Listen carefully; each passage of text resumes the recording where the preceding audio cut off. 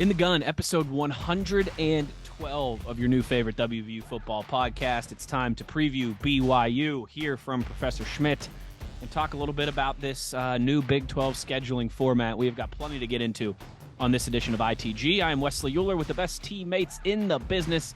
We got the signal caller, Jed Drenning. We got I don't know if he's the runaway beer truck or the Professor Schmitt today. One or the other, maybe both at the same time. Big dog, Owen Schmitt. And of course, you already know this episode of ITG brought to you guys, as always, in part by our friends at BetOnline, where the game starts. And gentlemen, speaking of the game starting, we now have the Big 12 football conference schedule for the Mountaineers through 2027. So this new Big 12, right, exit the Sooners and the Longhorns, enter the four new members of the conference.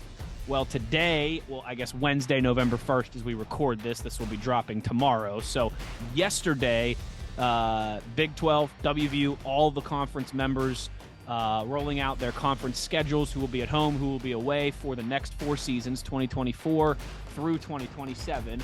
Each team will play each other team home and away in a 4-year span. That's kind of the basics of it that you need to know. So we will at least, in every 4 seasons, we will at least play every team in the conference home and away each time. So you'll at least be seeing teams twice, your place, their place, every 4 years. There are protected rivalries, of course, as well, too. Arizona, Arizona State, BYU and Utah, the Holy War, Baylor, TCU, and Kansas State are the protected rivalries at this point. So a lot of reaction to this. I think a lot of people pleased, a lot of people upset. Of course, Jed, you're the one who has to travel to all these places and really be affected by this. So I'll turn it over to you here first for your thoughts. There's no perfect way to do this, but if you want to include everybody in such a way over a 4-year span as to really count yourself as a conference, I mean, that's really how you're legitimizing yourself as true conference mates. I mean, you want to have a player be able to cycle through your program, as if that very often happens these days over a 4-year span. But if they're here for a 4-year span, they get to see every opponent, both home and away. They get to visit every conference venue. You shouldn't play in a conference where you haven't played on the road at every road venue in the conference, right? And I think real quick for you, Jed. I just heard a bunch of people talking about that this week. Pitt has been in the ACC now, 1 year less than we've been in the Big 12. So 10 years, 11 years? Yes. Yeah. They have yet to go to NC State and play at Raleigh. And maybe they have yet to host NC State, one or the other. And they just went to Wake Forest for the first time a couple weeks ago. They've been in the conference for a decade. They've been in the conference for a decade. They just went to Wake Forest for the first time, and either something with NC State, they've either never hosted them or never been to Raleigh. So that really surprised me. So it hasn't been a true home and home. That's what you're striving for. Okay. And when you look at the Big 12, that's what they've tried to divide this out as. And you're trying to retain the integrity of the rivalries that we do have in the league. Now, there are some other people who feel that maybe some other rivalries should have been retained as well. I mean, yeah, if you live in Texas or if you're in Texas, you understand there's a bit of a rivalry between Baylor and Texas Tech. If you're out in the Midwest, there is a bit of a rivalry, at least in the last decade, since Matt Campbell got there or thereabouts, with Iowa State, Kansas State. So there's some Farmageddon, Jed. Farmageddon. There's some grumblings on that one of the great nicknames of rivalries in college sports. But you have to give up some of these things. Now, what this means for West Virginia, we don't have, we're not paired with a counterpart in the league in which we play that counterpart every year. I mean, it's all going to be staggered. Every opponent we have is going to be staggered. In a perfect world, you'd like every year to either have a UCF or a Cincinnati on the road, which means the other would be at home, to at least give you an East Coast time zone game. I mean, I'm telling you, after coming back from Orlando for that game, oh, that gave me the feels. I mean, it felt like we were back in the Big East again, to be on the plane for less than 2 hours, get home at a reasonable time, stay in your time zone the whole trip. So you'd like to do that at least once a year, but it's not necessarily going to work out that way. But I kind of just in my mind's eye glanced at this because we were all ambushed by this information dump this afternoon. And I kind of glanced at it and I was like, okay, well, how can you look at it? Let's start with next year. We're not going to break down all 4 of these years, Yeah. but starting with next year, we're going to have 7 home games. That's the first I thing. We have know. How Penn about State at that? home, Speaking of plus we Big have Ten, Albany or at home. speaking of Big East feels, that reminds me of the Rod Yes. days of 7 home games Yes. every year. 7 home games. Sign me up for that. Now you're going to have a bit of a grind on the road, except for the fact that 2 of those road games, because when you look at the league schedule, you're going to have West Virginia with 4 league road games. Well, the good news is when you add Pitt as the 5th road game, 2 of the road games are very drivable for West Virginia fans, Cincinnati and Pitt. Now, nobody's going to drive to Tucson. So I don't know how many folks we'll have out there. And maybe there's a novelty to it. Don't tempt me with a good time. I'll drive out to Tucson. Texas Tech. It's almost like now I'm to the point, West, where I'm looking at Texas Tech saying, "Oh, good, just Lubbock, just Lubbock, Right. just all the way Yeah. out I in don't have to West go out to Texas." Tempe.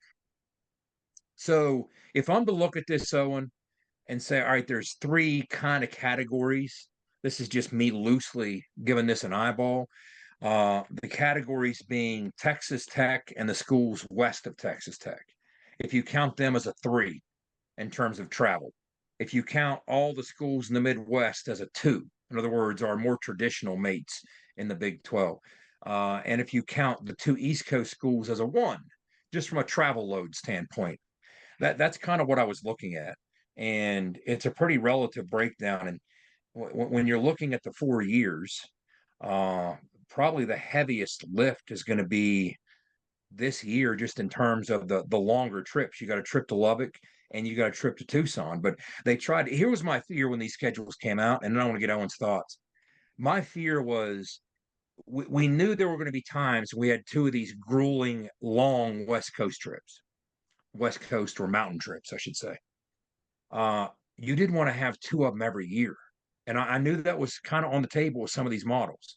So if you're looking at the 2 Arizona schools, the 2 Utah schools, Colorado, you didn't want 2 of those each year. Now, they managed to avoid that by and large.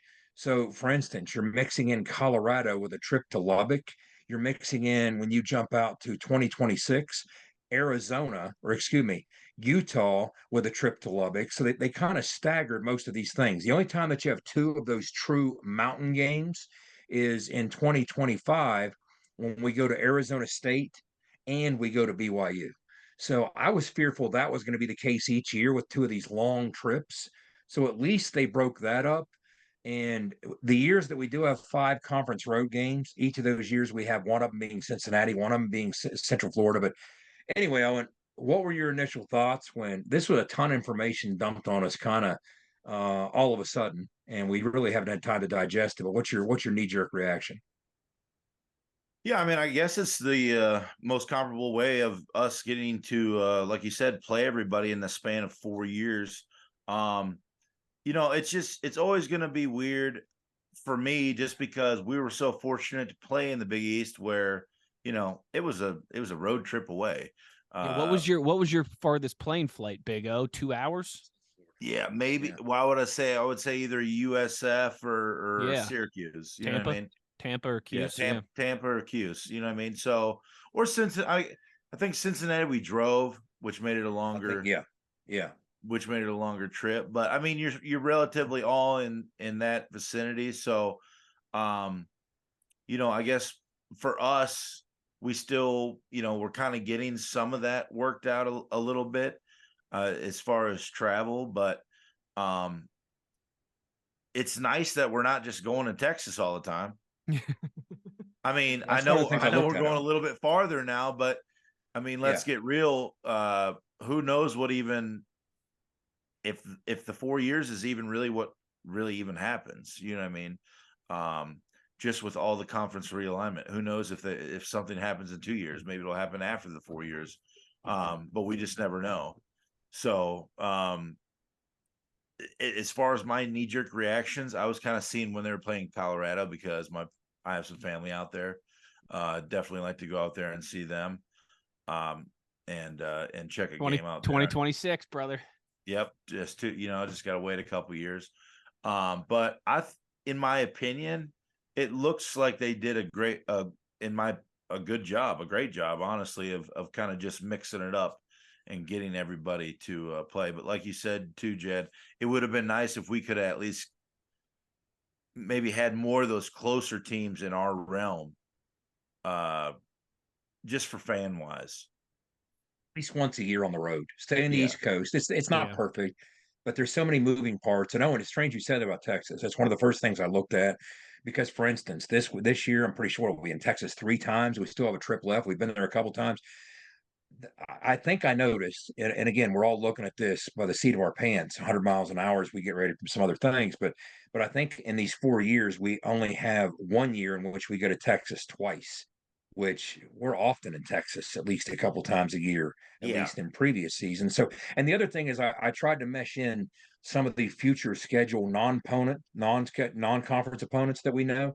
And for example, when you look at in 2 years, not 24, not next year, but 25, we have 5 conference road games, and that's a bit grueling, but we also have 6 total road games. Well, guess what the 6th road game is? It's Athens, Ohio to play Ohio University. So that's something Mountaineer fans can at least drive to. So, yes, you have the 6 in Morgantown, but now you have a 7th option that you can drive to. So that's something too. But all these things coming together, they had a lot of things to balance, and there's no ideal way to do this. There's going to be, some complaints one way or the other. But if you think, Jed, I mean, you got two kind of really us and UCF are really the outliers, Cincinnati too. Cincinnati. I mean, we're really the people at that least are a few hundred so miles far closer east, than we are. You know what I'm saying? So yeah, it would have been nice to at least get those guys every year. Yeah, they thought some people thought we'd be in pods, and maybe the pod would include the 3 of us plus somebody else. Yeah. But then the somebody else gets the short straw because nobody else is near us. So would you want to be Houston or Iowa State in that pod with the 3 of us? Or would you want to be Houston or Iowa State playing other teams that you're closer to? So again, no perfect way to do it, and who's to say that some of these things aren't subject to change? But even if you start looking at, well, man, by the time we get out to such and such to play that team on the road for the first time, who knows what these teams will or won't be doing? Yeah, especially in the age of the portal. I mean, who knows who's going to be hot, who's going to be not, who's we going don't to be play good. Colorado until 2025. Who knows if Prime's still there? We don't host Houston until 2026. Who knows if Dana's still there? Yes, they missed an opportunity by not putting Houston and Morgantown this year. That's more of the surprise. Yeah, why would you not? Like, you want the storylines. You want the games that attract eyeballs and attention, and the storyline is Dana Holgorsen returning to Morgantown, particularly after the way the game in Houston ended this year. Also, for the sake of integrity purposes and journalistic purposes, because in the gun here, we are nothing, folks, if not a fact-based show. I looked at the wrong column. It's actually 2027 before we go out to Colorado, Big O. So not 2026. I apologize about that, but I wanted to make sure I corrected myself because, again, we got integrity on this show. We are fact-based, if nothing else. In the spirit of corrections, let me say one thing. In the last episode, I believe I said, even though we had the ball for 36 minutes, we ran more snaps than UCF. But when I looked at gradable snaps, which is what I look at, we still had 3 more snaps. But the larger point, I actually said Central Florida had the ball for 23 minutes and ran more plays. You've been thinking about that the last few days, haven't you? Like, it's been bothering me. I don't like saying things like that are 77 to 74. We had more plays. Listen, to wrap this up, I agree with you guys in terms of the Cincinnati and UCF in a perfect world, and give us a little reprieve, geographically, and maybe you do something for Arizona and Arizona State and Utah State as well too, right? Where they're always playing each other, and you just make it a little easier in that regard. I know a lot of our fans were upset about that. I know a lot of Kansas State and Iowa State fans were upset that, how are you going to protect 2 new rivalries in the conference, but you're not going to protect ours when we've already been here? I'll say this specifically to the WVU fans who are upset by this. This is the reality of the new world of college football. Like, as much as I hate it, there's very few fan bases that are sitting there pleased with their conference schedule. Maybe if you're a Penn State or an Ohio State or a Michigan fan and you still get Michigan State and these teams and all that every year, and okay, now we got to the West Coast every once in a while, big deal. SEC hasn't really been changed that much. You get Oklahoma and Texas Tech and Missouri. They're all right there. But like, this is it, guys. ACC fans, you think they're getting all jacked up about Cal and SMU on their schedule? This is it's unfortunate, but it's just the reality of the new landscape. I wish that we were playing Cincinnati and Pitt and Louisville and Virginia Tech and Syracuse and all these schools in conference every single year. I wish the backyard brawl was around Thanksgiving as the good Lord intended. Maybe we will, as Jed and Owen have kind of alluded to. These things can always change. Conference realignment never stops. It might take a rest for a few years, but if you believe that this is the final evolution of conference realignment, I got some beachfront property to sell you in West Virginia. This is going to change eventually. It might be 4 years. It might be 14 years, but this is just the new reality of college football. The alternate is we're playing in the AAC conference right now against Memphis and Tulsa every single week. And I don't think any of us would want to, I don't think any of us would want to be there as well too. So yeah, it sucks, but it's the reality. I don't think you're going to get some fun trips out of it.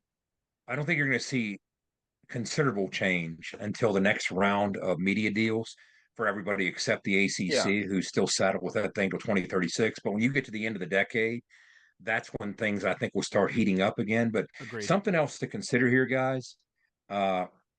It would be interesting or neat if you took some of these out west destinations, or even vice versa. I mean, we're all playing new schools that are far away. BYU's playing a bunch of new schools that are far away. Arizona State, they're playing new schools far away.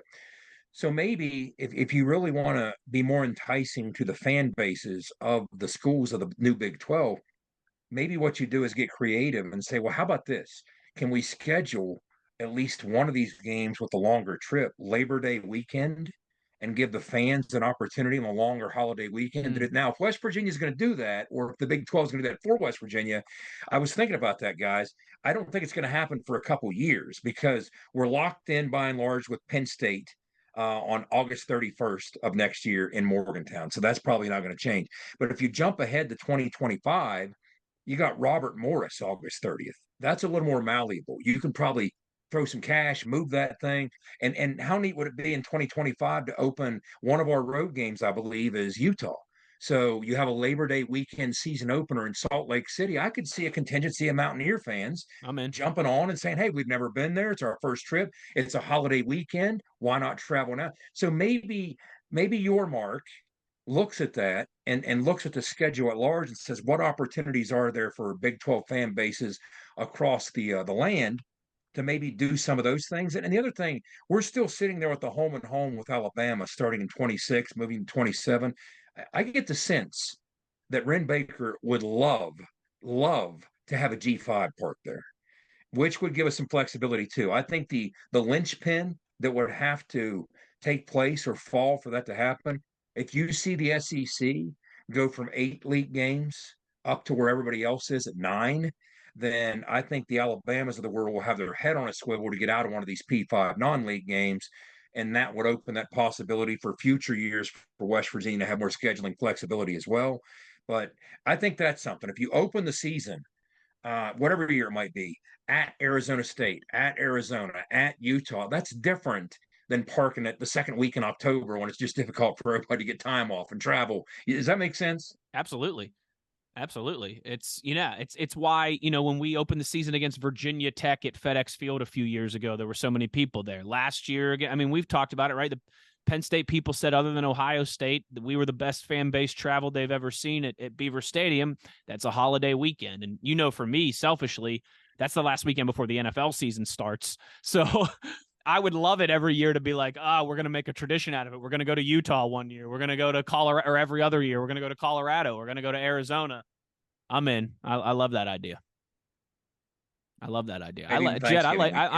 like that. I might like that better than your play some bowl games at the beginning of the season idea that you floated out on the podcast before.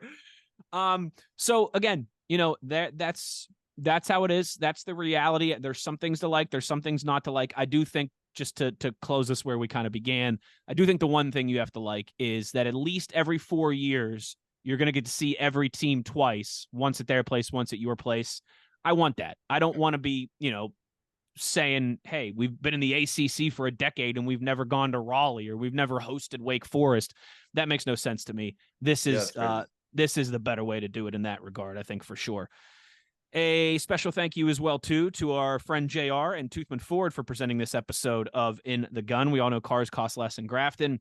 Make sure you support Toothman, who's doing great things with NIL for WVU student athletes and supporting this podcast as well, too. All right, well, it's time for the beer truck to oh, yeah, Jed's all excited for this. I tell you what, this might take an hour, so you might need it. I mean, Jed has written an essay for Owen to read here. It was already written except the last couple sentences, yeah. A little BYU history. So, Professor Schmitt, however you want to do this, if you want to call the attention of the class, whatever you want to do, the floor is yours, Professor. Remind them who Professor Schmitt is, Wes. We haven't done this in a year. If you need a reminder who Professor Schmitt is, shame on you for 6 weeks. We got a lot of new listeners. A lot. It's a real simple concept. All right. Jed turns into Jedgar Allan Poe. You've heard me. You hear me every once in a while call him that. That's an old, right? Because he writes this stuff for Owen, Jedgar Allan Poe. And Professor Schmitt, as you see there, puts on his glasses and his vest, and he lectures the class on something to do with WVU's For the sake of accuracy, 90% of this was written 7 years ago when we played BYU at FedEx Field. It was my WVUsports.com article, and I've since added a couple sentences you'll see as we wind down. But for the sake of the story, Owen wrote all of this about 10 minutes ago. Okay, Professor Schmitt. Those are his notes. Professor Schmitt, the floor is yours. Thank you, gentlemen and class.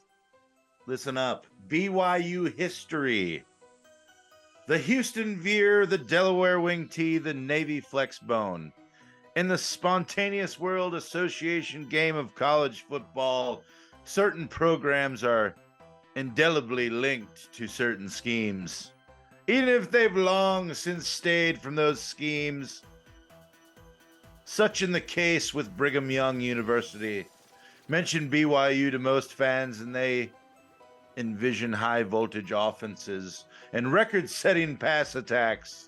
This is despite the fact that the ringmaster of this flying circus, the late Hall of Fame coach, Lavelle Edwards, hasn't patrolled the sidelines since 2000. For decades, Edwards' team used wide splits and scat routes to carve up defenses in the Western Athletic Conference and beyond. During his tenure, the Cougars played in 17 straight bowl games and led the nation in passing 8 times, churning out who's who of quarterbacks royalty that ranged from multiple consensus All-American to top 5 draft picks Jim McMahon and NFL MVPs Steve Young. Some of football's most fertile offensive minds, from Mike Holmgren to Norm Chow, Andy Reid, Bill Belichick, logged time at BYU during his golden era, dispersing across the country to help shape the modern game.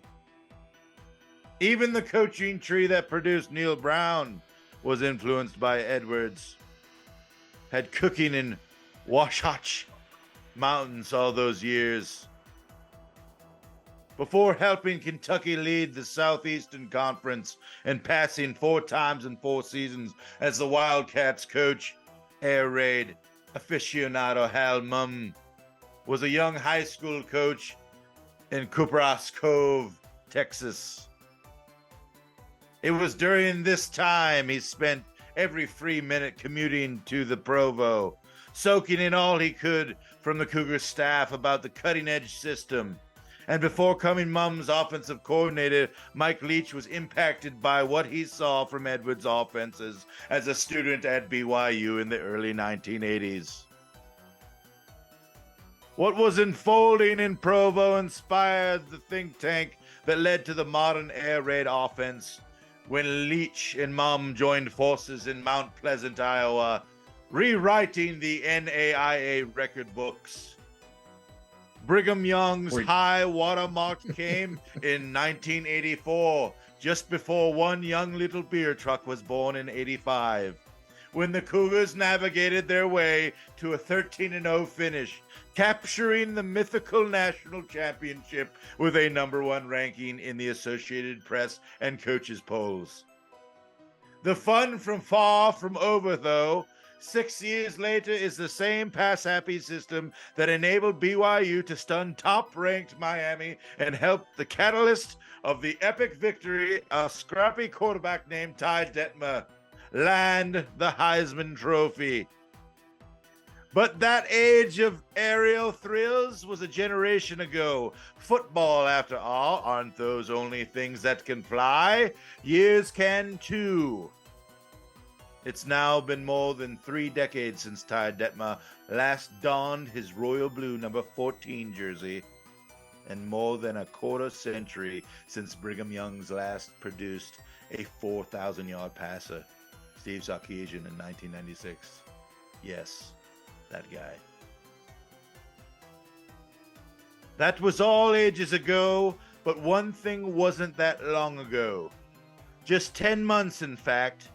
That's when the potty-mouthed fella behind center at BYU, the 6'3" signal caller leading the Cougars in Morgantown, incurred the wrath of Mountaineer Nation as the quarterback for our favorite head coach, D-Bag, up at Pitt. Coach D-Bag handed Kenyon Slavis the mic at a pep rally in front of all 6 Pitt fans, and we all know what this classy lad said from there.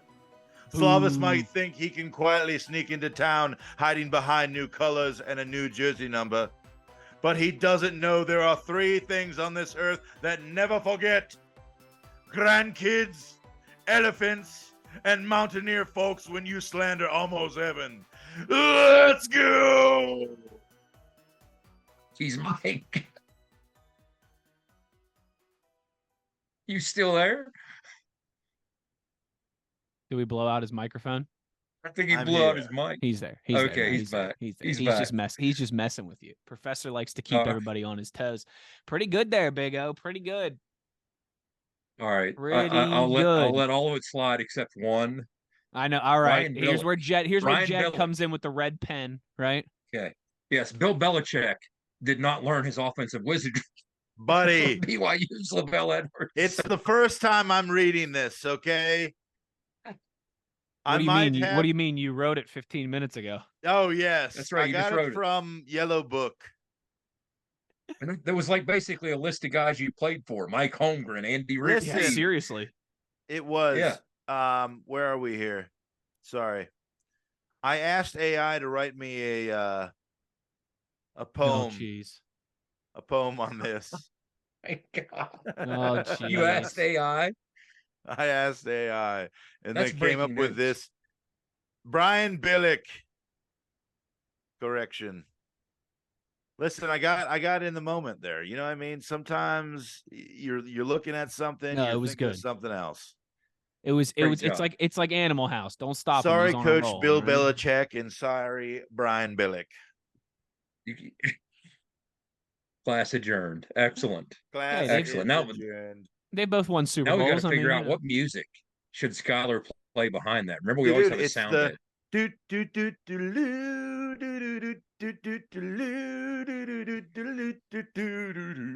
That's what needs to play. Yes, there you go. Want to go back to the Good, the Bad, and the Ugly soundtrack like we used at Texas Tech last year? No, this is BYU. This ain't no Texas thing. That's what I mean. What's a BYU song? Buddy, or a Utah I don't know. song? Get out the good book. You know what I mean? Yeah, seriously. The Book of Mormon. Pick a soundtrack from the Book of Mormon. Oh, I tell you what, that was good though. That was for that long of a narrative piece. I did pretty good. You did pretty good. Batted about 970. Yeah. You did pretty good. For a quick glance through after I wrote that 10 minutes ago. How'd you not get dry mouth? I mean, usually you come up halfway for a drink.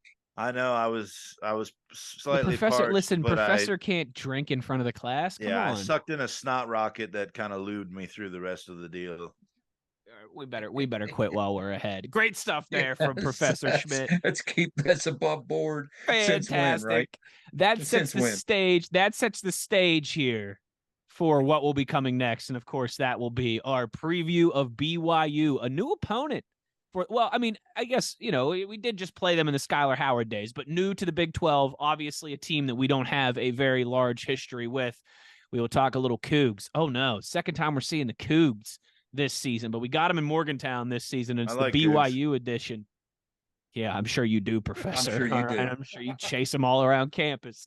We'll do a little BYU preview on the other side. You are in the gun. Nobody supports the blue and gold Mountaineers like Toothman Ford. With over 20 NIL deals and counting, Toothman Ford continues to rally behind our student athletes. And it's time we rally and support the dealer that supports the Mountaineers. Not only does Toothman Ford offer the best prices in the state on pre-owned, their never over MSRP campaign on new Fords guaranteed to save you thousands. Drive with pride all season long, knowing you're supporting the dealer that fuels our Mountaineers. Toothman Ford, where cars cost less, in Grafton and at toothmanford.com. For more West Virginia Mountaineer football content, be sure to follow us on Twitter at In the Gun Podcast. For nearly 20 years, Fortis has been the nation's leader in providing guaranteed roof performance programs for commercial buildings. Fortis offers roof performance solutions that feature extensive initial and ongoing reconditioning for commercial buildings as an alternative to traditional replacement, with long-term performance guarantees that are backed by global leader Lloyd's of London. Fortis offers a comprehensive range of roof performance management programs that provide financial security, extend the life of our customers' roofs, and make a significant impact on ROI. Fortis is currently improving performance and increasing ROI for customers at more than 4,800 locations, with more than 140 million square feet protected, including many Fortune 500 companies that have turned to Fortis to save money, gain financial certainty, and extend the life of their existing roofs. Fortis has helped customers save more than $520 million in capital roof replacement costs for an average ROI of over 250%. To learn more, visit fortis.us.com. Fortis, roof performance and financial certainty guaranteed. Let's go, Mountaineer fans. You're tuned in to In the Gun with Wes, the Runaway Beer Truck, and the Signal Caller. Back in the gun here, it is time to preview BYU, one of the new additions to the Big 12 Conference this season. They're making their way to Morgantown for the first time as a member of the Big 12. As always, we've got plenty to get into here. Jed, you tell me, I always like to tee you up on this one, right? Mountaineers, Cougars, Saturday night, 7 o'clock under the lights. Where does it start in terms of this breakdown in your mind? It starts, let's talk about Kalani Sitake just overall as a head coach. Runs a solid program. People were talking in the offseason about BYU's transition into a Power 5 league. And one of the interesting things about them transitioning versus some of the other schools, first of all, they've had kind of a stacked schedule.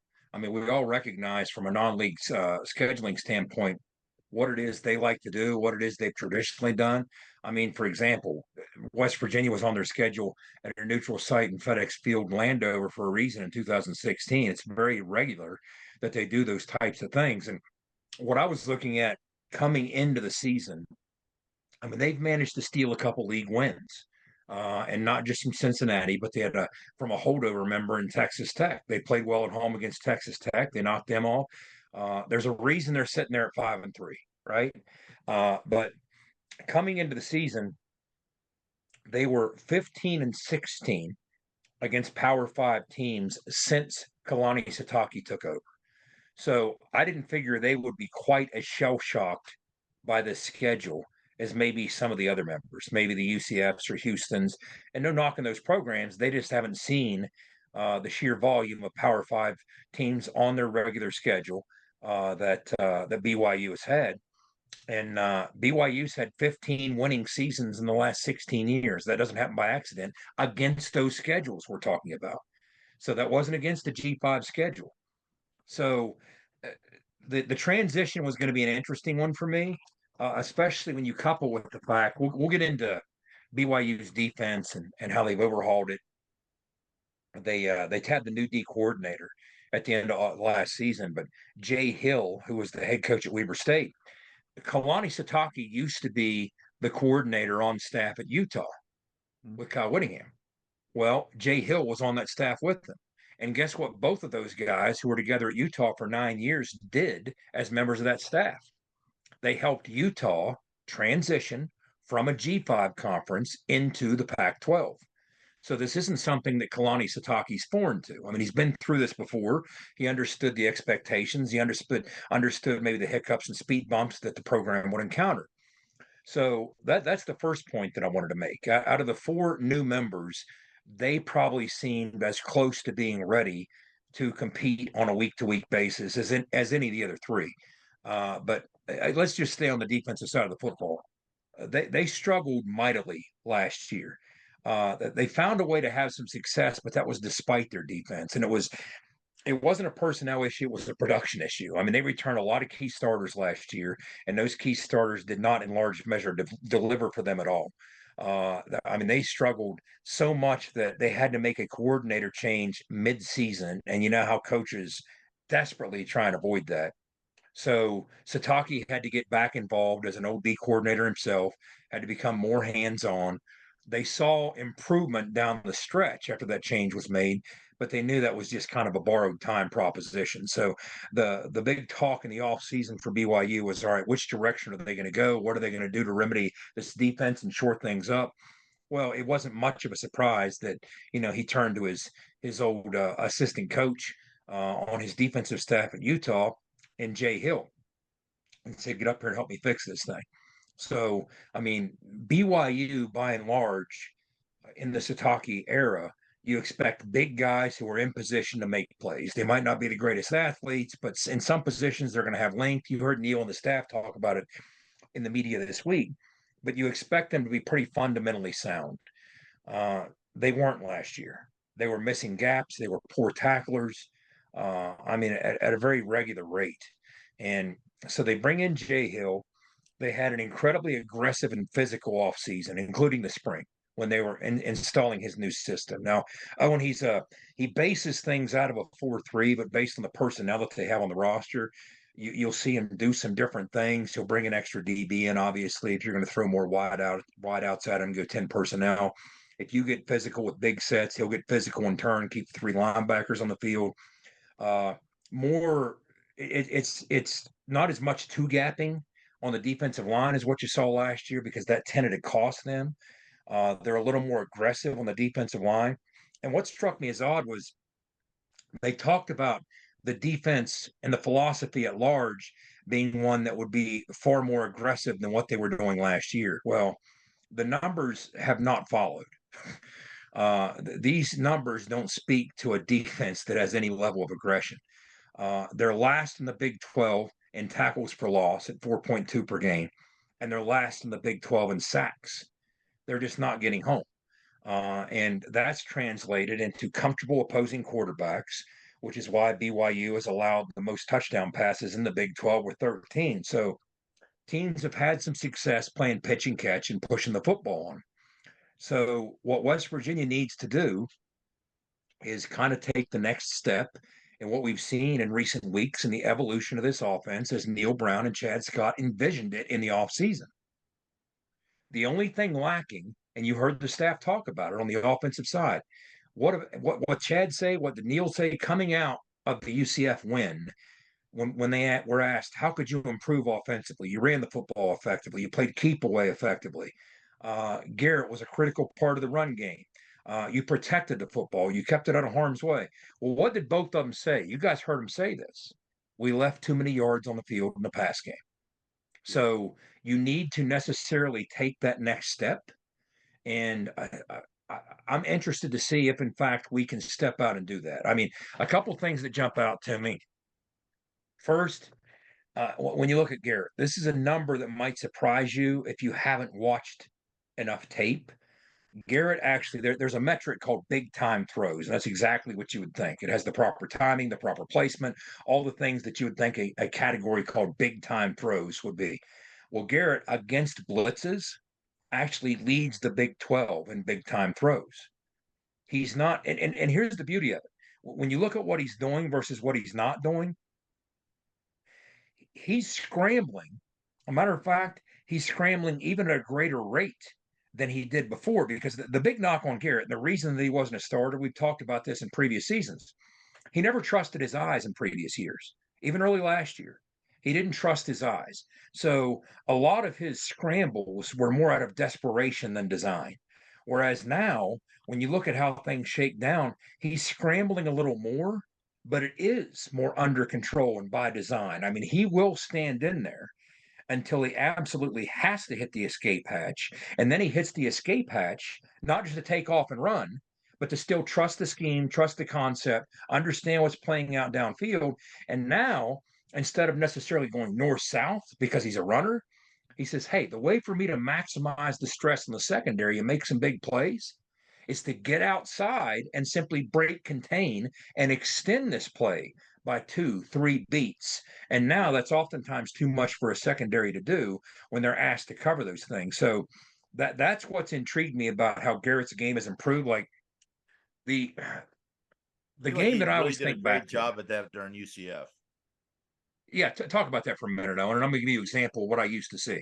Yeah, like my biggest thing, which watching the game was, I loved how he presses, and I call it presses the line of scrimmage once he gets outside the pocket, but he gives the threat of running, right, as he gets outside of the pocket, and which as a defender, now you're putting a bind. It's either play run, right, or he's just going to get the yards. There's nothing I can do here. I'm gonna have to wait till he passes the line of scrimmage, right? So he's kind of pressing those guys to make that critical error, and that could just be making one step up. Like, oh man, he's running, right? And I'm just make one bad move, and now that gives me enough separation to be able to throw those little passes, which I thought last week, and then vice versa. Really pressed him, maybe even premeditated that he was going to run, but really set himself up a nice run where he had those angles to get in the end zone and stuff like that. Or it was, which in my opinion was like, man, he's really starting to understand his ability as a player. That's a good way of putting that. And again, the game that I always go back to when we went to Baylor 2 years ago, it was almost as though they desperately wanted Garrett to show them that he could have command of the offense. And they set the table from a play selection standpoint where he had a number of easy access throws. And it was frustrating to watch that tape because the easy access throw was right in front of his eyes, but he didn't trust his eyes. Instead, boom, he takes off looking for a hole to run through. He's not looking to extend a play. He's looking to become a runner. Here are the numbers. This year, Garrett has 189 dropbacks, not just pass attempts. Let's count dropbacks. He's been sacked 4 times. So he's sacked once every 47 dropbacks. That's a combination of a number of things, starting with one of the better O-lines in the country. The tight end room has really delivered. The running backs have played a role in pass protection, but Garrett himself plays an essential and critical role in keeping himself from getting sacked and getting rid of the football. It's not by accident that he only completes 53% of his balls. I don't see that as a bad thing. There's room for improvement there, but a lot of those are throwing the football away instead of taking a chance that he sees as unwise when he's outnumbered in the pocket. So in the past, in other words, the first 3 years of his career, he had 119 dropbacks. He was sacked 6 times. So here's the ratio. This year, he sacked once every 47 dropbacks. Previously in his career, once every 20 times, 20 dropbacks. Now, here are the scrambles. This is what's interesting. He's scrambling more. This year, he's scrambling 1 time out of every 7 times he drops back to throw the football. He takes off and scrambles. In the past, it was only once every 13 times, nearly twice as often he's scrambling. But to me, it's not the sheer number. It's the quality of what you're getting each time he does it. Because, Owen, just as you just talked about, when he does it now, it hurts the defense because the design by which he's doing it. But in the past, it didn't hurt the defense. I mean, he would just take off and go. Yeah. And that served the defense pretty well because he would leave really solid passing concepts and opportunities on the table. But now, if he doesn't like the first look of the concept, he's like, you know what? I've done this enough now to recognize if I can just escape and be slippery enough to extend the passing portion of the play 2, 3, 4 seconds, wow, that's asking a lot of those corners and safeties. Yeah, And how many absolutely. times have we seen him do it? Think back to the 50-yard touchdown that he threw rolling out to the left a couple of weeks ago to Devin Carter, right? I mean, those are the critical things that he can do now that before. Oh, and that's exactly the kind of play that Garrett Green in the first half of last year, he wouldn't have seen Devin Carter. His Yeah. eyes wouldn't have been downfield to Yeah. punish you with the pass game. He would have taken off. He'd have got 8-10 yards, nice play, but he would have left 40 yards on the table. Yeah. And I think that's kind of what's opening up his big runs too when he does decide to run. Because like I said, you either have to commit, or even if you do commit, that just that slight hesitation is really helping him extend. And now he's starting to see the whole field like you explained there. But it's really served him well taking the time and like you said, extending those plays, because you see with the numbers now, in my opinion, there are a couple throws where I feel like I don't know if it's his like mechanics or he just a little bit of touch issue or whatever. And then we got to catch the ball, right? We just got to catch some of those balls, Catch the ball. you know. And when he runs the football now, it's all coming together. Yeah.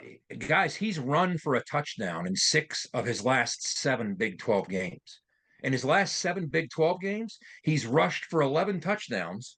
And in his last 7 Big 12 games, he's totaled 19 touchdowns. The light's coming on, and it's coming on at the right time. Now he just needs to continue. He's not a finished product at all. No. Now the next step is going to be in the pass game. And Owen, when we talked about it briefly the other night, when you look at what CJ did, and first of all, I love how Chad Scott used him and kept him fresh going into the fourth quarter. That was a strategy. That was a plan. That wasn't an accident. CJ, 17 carries for $121. The numbers that stick out, he had a season high 79 yards after contact. That's the CJ we know and love. And he averaged almost 4.7 yards per carry after contact. You saw him breaking those pool noodle arm tackles that we love to talk about. And not only that, he's embracing the role of helping Jaheim White along. Did you hear the story Chad told the other day? Chad told a story with the media the other day about Jaheim was really struggling with a certain alignment in practice. And they told him a couple of times, and he just couldn't get it right. And CJ walked up to Chad and said, "Coach, I got it. I got it." And CJ walked over and he pulled Jaheim aside and said, "All right, listen to me, buddy. This is what keeps you off the field. If you're kept off the field, it's because you can't line up. And this is why. Here's all you got to do." And he's the one, he said, "Coach, I got it. We'll take care of our own here." That was a great moment for CJ, for Jaheim, for that whole room. And it's exciting to see that this whole thing seems to be coming together with this added dimension of the pass game, with the run game showing signs of getting back to where we need it to be. Yeah, I agree 100%. And guess what? Even though CJ is still a young player, that's the type of leadership you need on your team. That's the type you need in that room. I mean, that's pretty much young running back room. So, Absolutely. I mean, that's the type of leadership you need. And those are the type of things, down the stretch. That's what I'm saying. Those little details.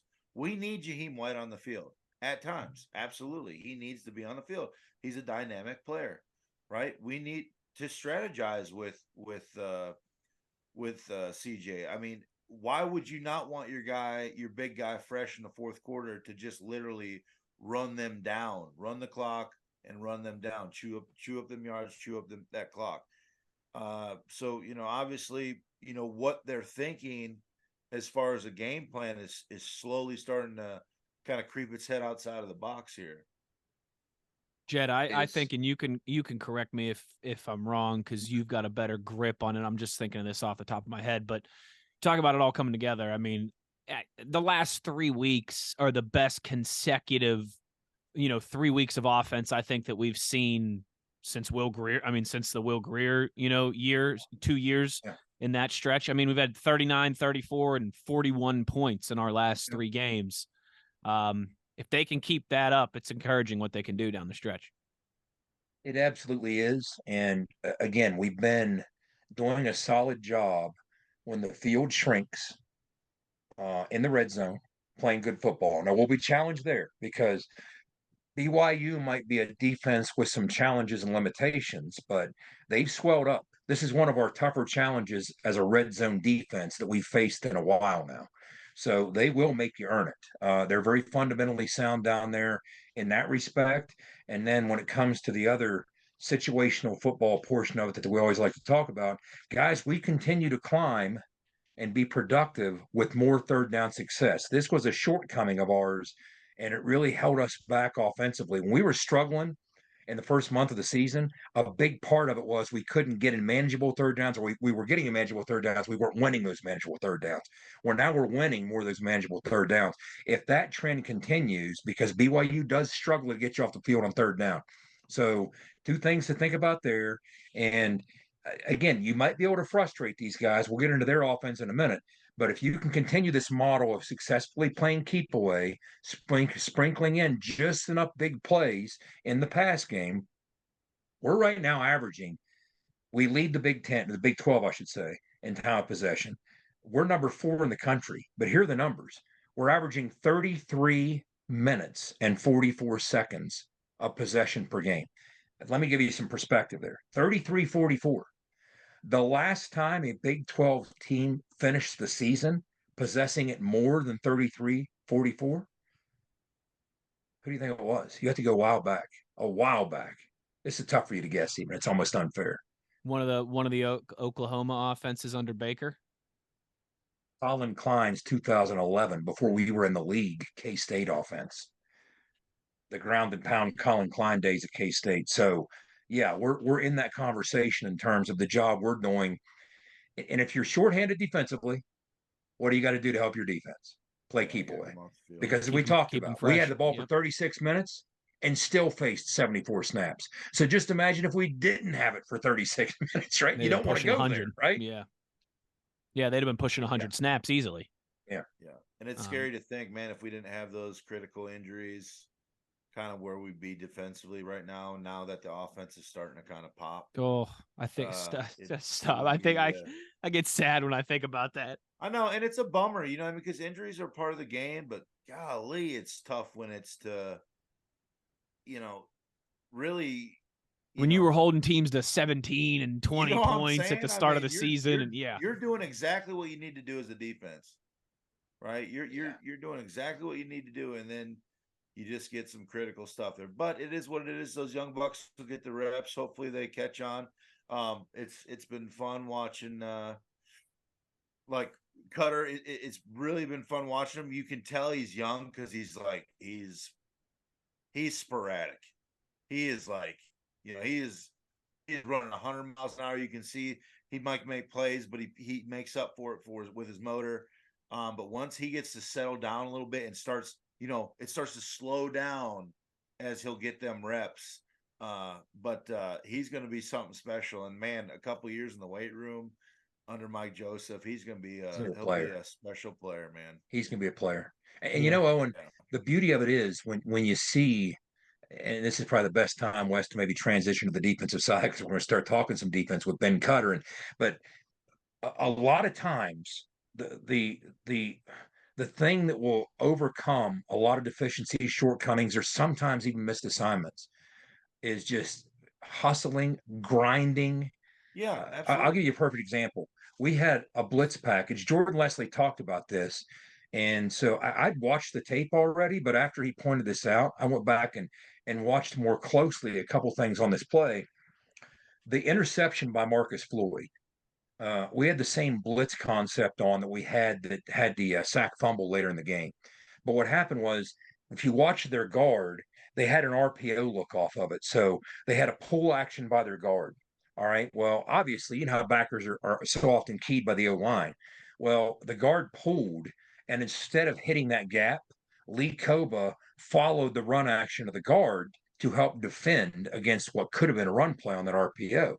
So I think he could have got home pretty clean to hit Plumlee.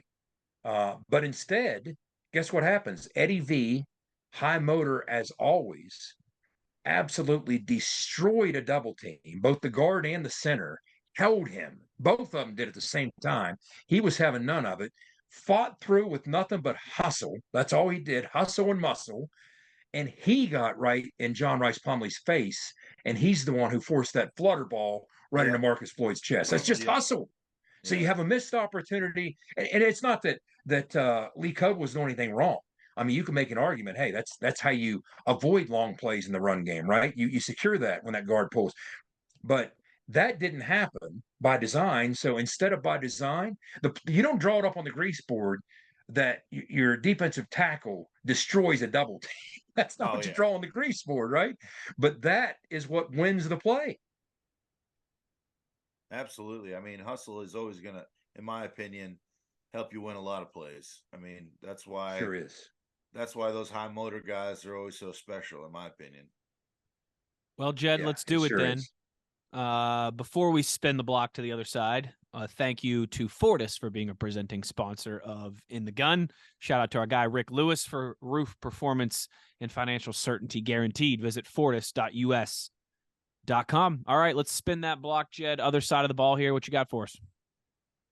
Yeah, I'm going to segue out with the batting kid on defense. Keep an eye on him as a pass rusher. Both their corners have put together some pretty good numbers, but it's because they're targeted quite a bit. They're athletic kids, but they don't have much size. But that's going to be one of the challenges we have to capitalize on. But when you look at their offense, I think it all has to start with this 5-star transfer they have at tackle. I mean, he is an NFL kid, he's going to kind of lock down that backside for Keaton Slovis. So you're going to.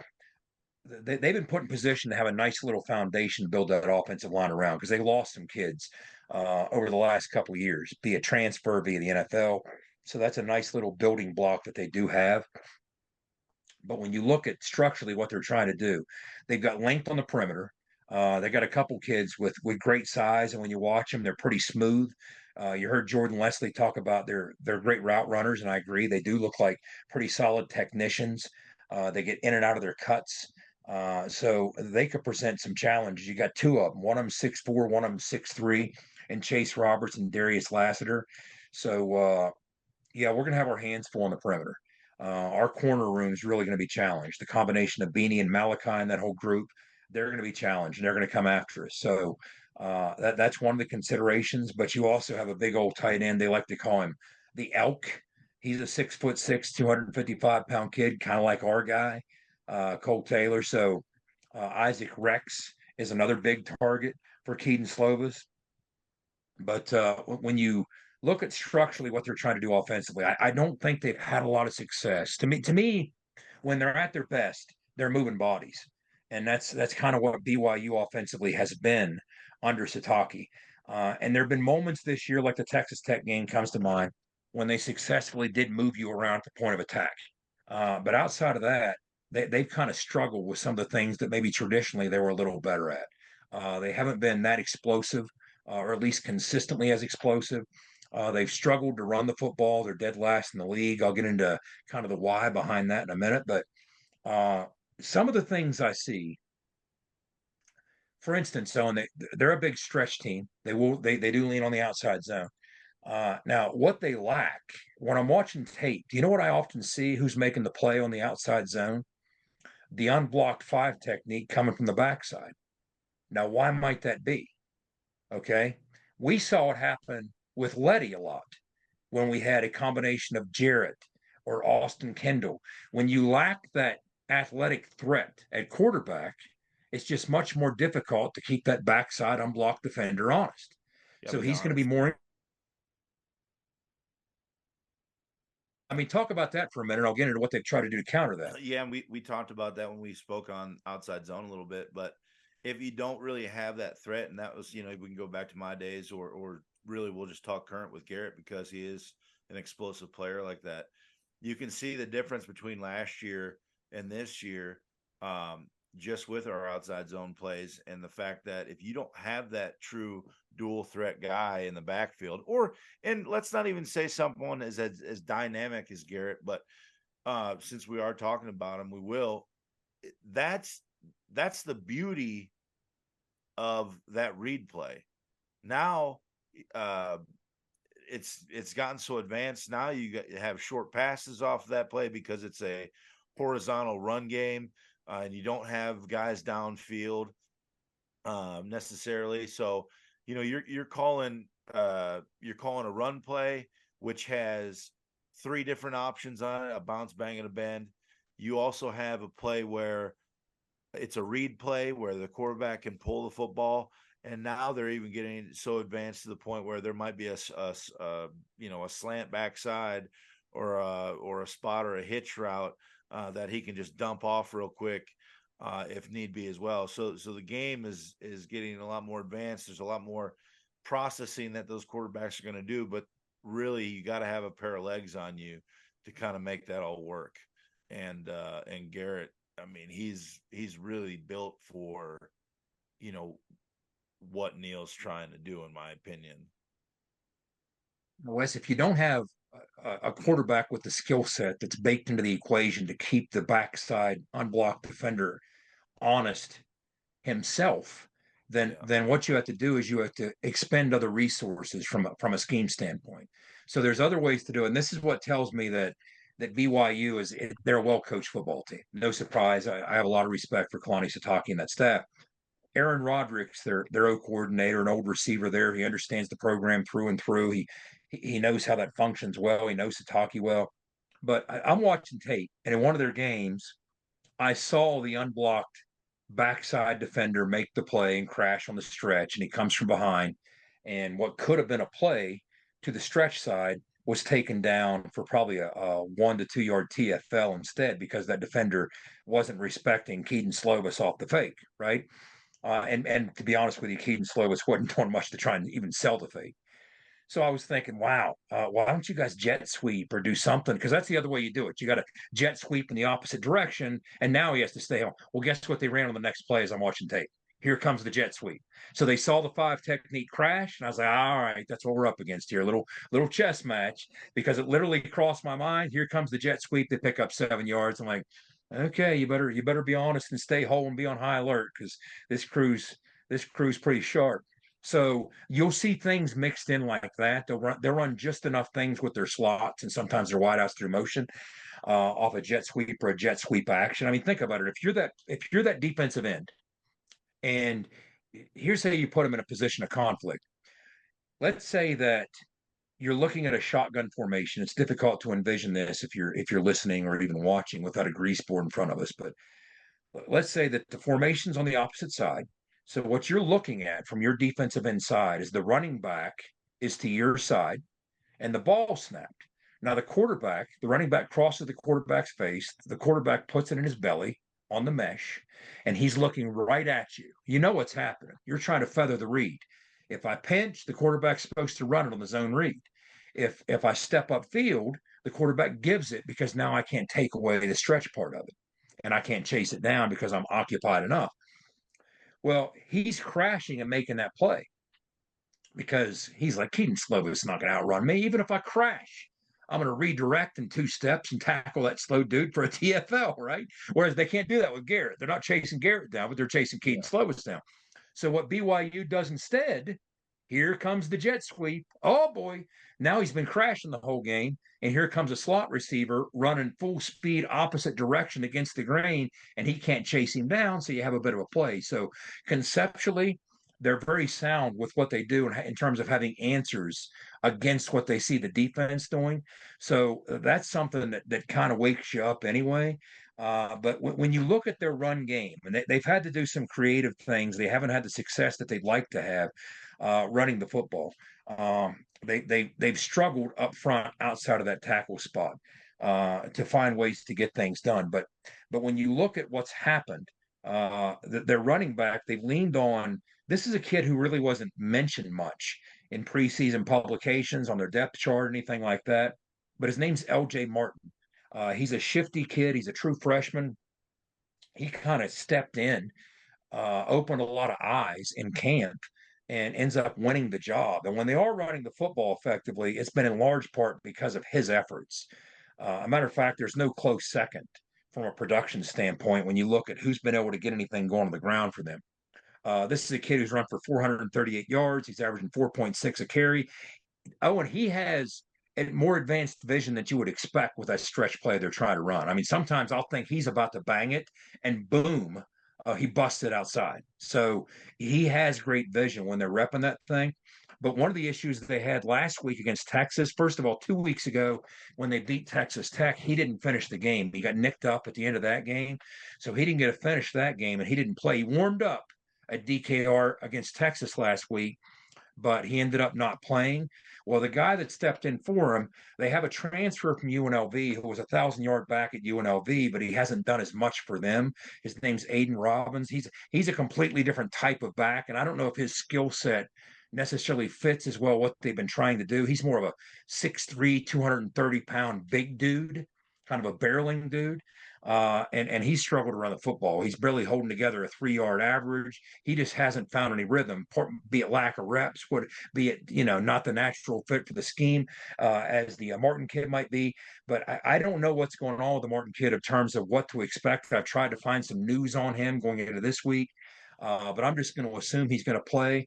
And when he's playing, when they're humming, like they were against Texas Tech, and they're moving bodies. I mean, he put almost 100 yards on Texas Tech, and those big interior tackles that we saw against Texas Tech, and we know what those dudes can do. So, and that's kind of what we're dealing with there. Yeah, I mean, to get with you on Martin a little bit, sometimes in those zone schemes, there is a set of rules that you're following, but kind of, sometimes you can manipulate those defenders to the point where you can kind of change the read up during the play with just a couple steps or even eye movement, shoulder movement. So you can look like you're going to bang it, and then there's a crease that opens up, or maybe like that linebacker who was supposed to fill over top gets sucked inside because he's trying to make that play, and then you end up hitting it outside. And I'm looking at here, it looks like he's got Robbins has got about 134 yards, which means he obviously crushed it that one game, and just he's got 43 carries to the 96, so he's got about half the carries. Mm-hmm. I haven't really seen much on him that's been worth of whatever, but I can imagine a body that big, once he really kind of understands that scheme, that can be dangerous downhill. And the only other thing that I would add, and that's a great way of explaining that, Owen, because what you just said is exactly what I saw with what I was trying to describe on video. In other words, he almost influenced the defender one way with that step, and then boom, he bounces it outside. That's almost exactly the way you described that. That's what he did. That's like an advanced. That's what ends up happening to these guys who run the zone. They start understanding that they're really manipulating the defense, and the way these schemes are blocked, a lot of the time it's really in the favor. So, say we have a 5 and we're running in the B gap, right? That's kind of like our read or whatever, or that's what we're shooting for. That's what ends up opening up. And then the guard and the center are doubling that, like, 1 tech or 3 tech to the backer. Well, sometimes you can kind of sit in the hole a little bit, right, as you're stretching that play out to really influence that linebacker to come downhill. What ends up happening, linebacker basically takes himself out of the play, guard hooks that D tackle, and then the center just basically comes off of the linebacker and gives him that free lane to the safety to be one-on-one to make a move and be an athlete. I mean, we always accounted for the safety is the guy that the running back was going to have to beat. That's kind of how we always blocked the zone. So it was like, we'll take care of the front guys in the middle stack, and then, it's athletes one-on-one. So, Steve, make a miss. But you can see that a lot now as the zone advances, because I think once you learn how to kind of read the zone, just super elementary, you get a grasp for it, and you can see the play as it develops, and you see how it runs a little bit easier from the bird's eye view, because you can see all the hats just moving at once. But it's crazy to see some of these guys, and there's a lot of guys that do it. I mean, we can even talk about the UCF game, Jaheim, on that one. It might have even been an inside zone that he was running. I couldn't. The one that bounce play, he bounced out. Yeah, it was an inside zone, yeah. Yeah, it was an inside zone play, and he makes that read, and he just just by his influence of looking like he was coming downhill A gap, he's able to make that beautiful bounce cut outside once he almost makes it to kind of like second level and ends up turning into a big play. So you'll see, now he's probably more of a that's his natural vision. You know what I'm saying? And that's what ends up happening. You get guys with good natural vision, and then they turn those plays, they take the fundamentals of the zone, which work great with guys who are just good at following rules, because there's all different types of players. Everybody's their own paintbrush. You know what I'm saying? They're all painting their own Picasso out there on Saturdays or Sundays or Friday nights. But the guys who really start learning it and really then they're allowed to kind of bounce outside of the box a little bit there out of the zone scheme preferences, then that's where you really start seeing like the crazy second level bounce cuts and all that stuff.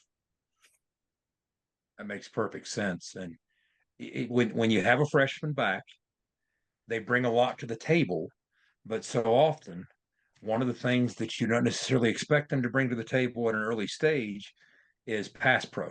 That's part of that's technique, part of that's understanding their assignments and their read keys. And when you study tape on these guys, that's one of the deficiencies that I've seen out of that running back room. When you can find matchups with your backers, and the only thing standing between the quarterback and harm's way is one of those backs, usually the opposition has been winning those battles. So if we can isolate a Ben Cutter or a Lee Koba on Martin, they haven't been nearly as adept at that. So we can win a lot of those battles. But again, if they secure it and have enough time to get it off, I mean, I'm telling you, they're coming after us at corner. They're going to do that. Everybody they face, those big body, those big frame wideouts, it's kind of like the Texas Tech group. We always say Texas Tech brings a basketball team to town. Well, that's kind of what these guys look like. So that's going to be a challenge. And in pass pro, just thinking defensively for West Virginia, obviously Martin will probably definitely take some shots as far as blitzes, right? But you would say once Robinson kind of gets in the bigger back, he's more of like the pass pro guy.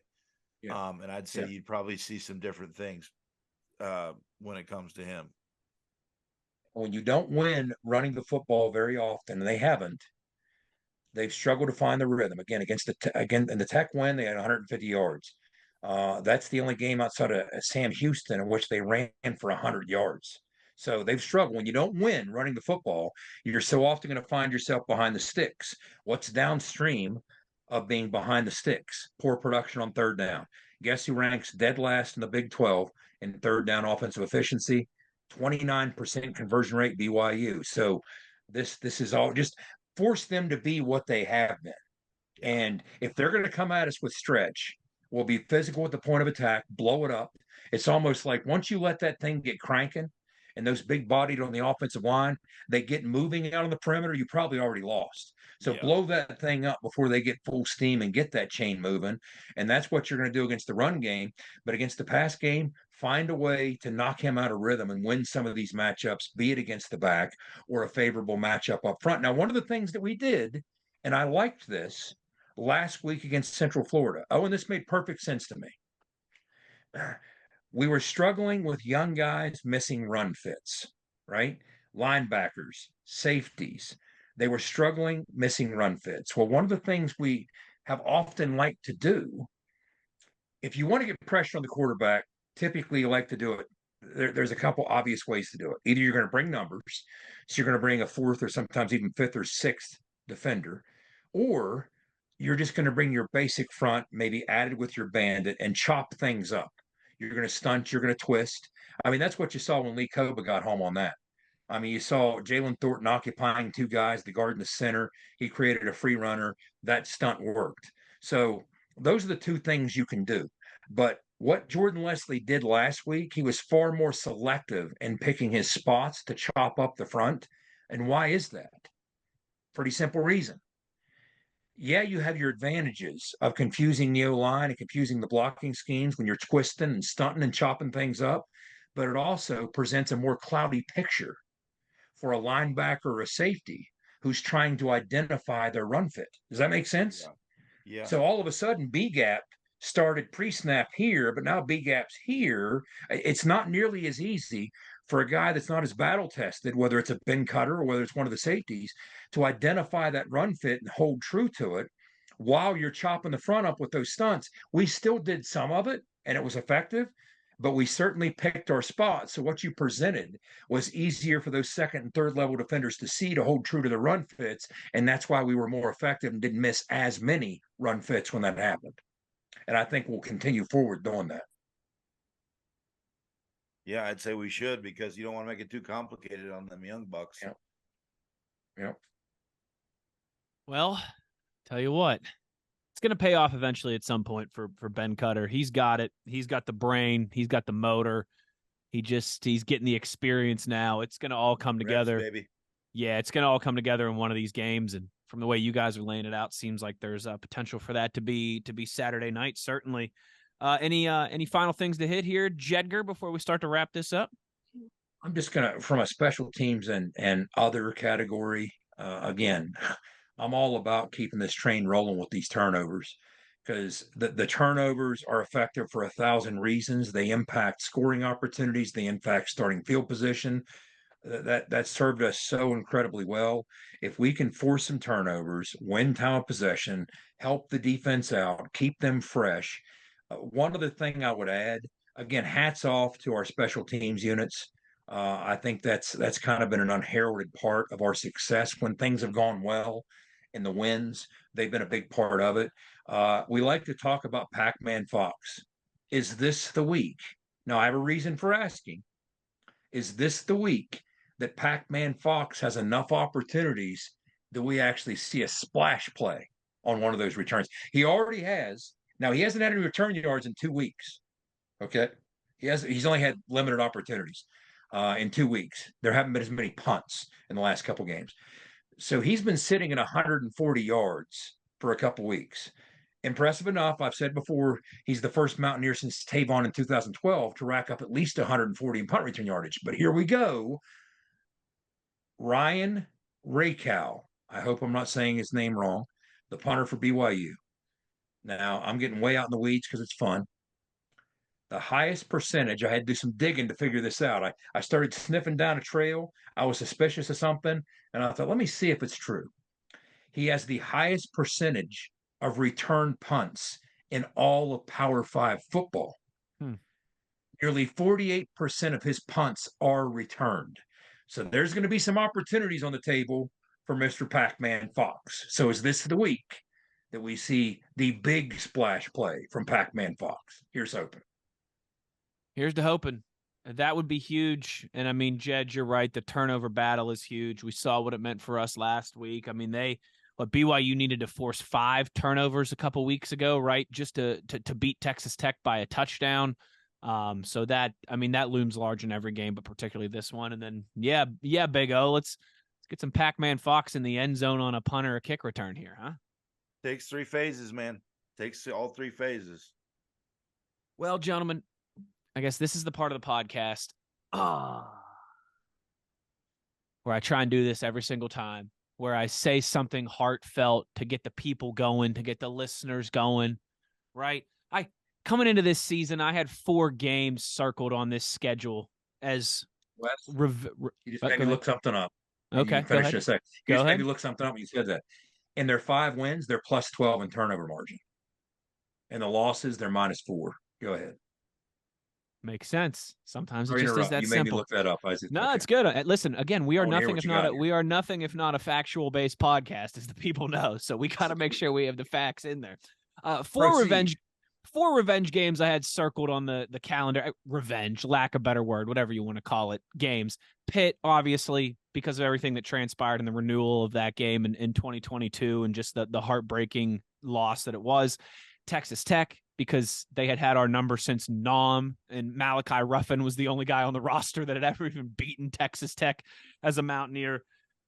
The Dana game and the Slovis game. All right, we're 2 out of 3 so far. If we can get 3 out of 4, I'll take it. That Hail Mary, we've talked about this a million times. We're going to, no matter how the rest of the year plays out, we're always going to look back to that and go, oh, man, you're going to be 6-2. We could finish 9-3 at the end of the season, and we'll still be sitting there going, oh, man, should have been 10-2. It should have had that game in Houston.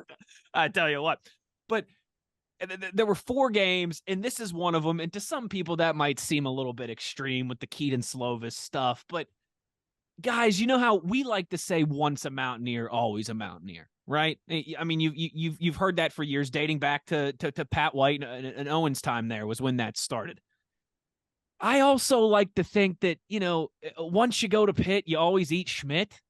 And Keaton Slovis, I mean, I'm going to be able to smell that stench on him when BYU rolls into town on Friday. So he's owed a little get back. All right. You don't grab the microphone when you're at Pitt for 1 year. You're there as a mercenary. All right. You don't get up at some pep rally and say it like mommy and daddy told the 12-year-old that he was allowed to swear one time. And you go up to the microphone and F West Virginia. It's time to exact some revenge. It's time to get that final. We'll take 3 of the 4 revenge games and feel good about that. If none of what I just said there gets you going, interests you at all, whatever, I might get it. You might be sitting and you might be saying, Wes, I don't care about Keaton Slovis. Pitt ran him out of town. I don't care about BYU. We've played them 1 time in the history of our program, and they're a bunch of nice Mormons. I got no beef with these people. Fine. You don't even have to have beef. All right? We only got 2 more of these left. Like 2 weeks from now, Cincinnati comes to town, and then for 10 months, we're not going to be at Mountaineer Field for a football game. We get 6 of these a year, albeit next year and in 2026 when we start getting 7 of them again, right? But you get 6 football games at Mountaineer Field every year, and one of them is always against Duquesne or Albany or some team that you should beat by 1,000, right? Some team that you should beat by 5 touchdowns. So you really only get, in my opinion, 5 games a year to really be excited about, to really be jacked up for.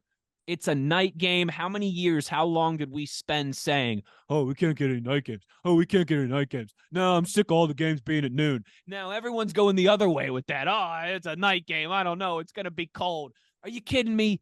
You got all day. All right. Get your stuff done in the morning, in the afternoon, whatever you need to do, or just go tailgate the whole day.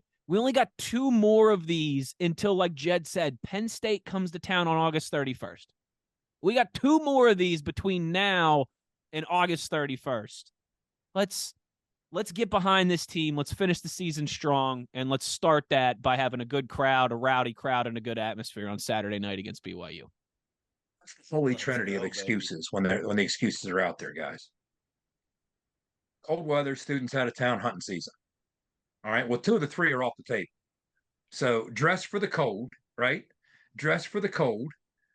Come to because BYU will turn out. So we need to turn out back at them. And Owen, here's what I like about Wes just said. We're 2-1 right now on the revenge tour. Well, Neil Brown's 3-1 against Virginia Tech and Pitt. Let's make it 3-1 on the revenge tour too. There you go. Nah, see, and we got a title to defend, Wes. That's true. The most important part of all of this. We got a title to defend. Over the last season and a half, season and 3 quarters, the Mountaineers are 3-0 when Owen and I are in attendance together. That includes Thursday night against Baylor last year, the Oklahoma game where we finally got a conference win on those stinking Sooners in the piss and rain last year, and of course the backyard brawl this year. So yeah. Let's make it 4 for 4. Let's feel good. Again, like I just said, we win this game Saturday. I'm going to go 6-3, man. Great. I'm going to go, if we would have just knocked that ball down against Houston, we'd be 7-2. But I think I said this when we were talking with Big Daddy on the recap episode. Any of us would have signed up for, you're going to get into November at 5-3. You're going to be a double-digit. You're going to be a 10.5-point favorite over BYU at home in November with a chance to go to 6-3 as you hit your final 3 games of the season. All of us, I don't care what you say, would have signed for that before the season started. So let's go take it and go from there. Let's go get bowl eligible with 3 more games on the calendar, and then a big opportunity to ride some momentum into Norman. And this team's fun too. We talked about this a little bit. They got a lot of guys, starting with the quarterback, that are very easy to root for. And let's get it done. Let's do our part on Saturday night, and make Mountaineer Field a little bit of a hornet's nest there for the Cougs to have to walk into for the first time. if you're going to the game, Peach Lot, Grateful Dead WVU flag, that's where you'll find me and Big O. Gentlemen, this has been a lot of fun. Truly. Thanks to our special guest earlier, Professor Schmitt, for making an appearance. Big shout out to him as always. We love it when we get to catch up with Professor Schmitt. A thank you to our producer Skylar Callahan, and of course, as always, the one thing that we ask of you is to be an ear and tell an ear about your new favorite WVU football podcast. For the Runaway Beer Truck and the Signal Caller, I'm Wesley Euler. Take care, everybody. Back with one more episode tomorrow with Phil Steele Friday to really get you ready for the college football weekend. You've been in the gun.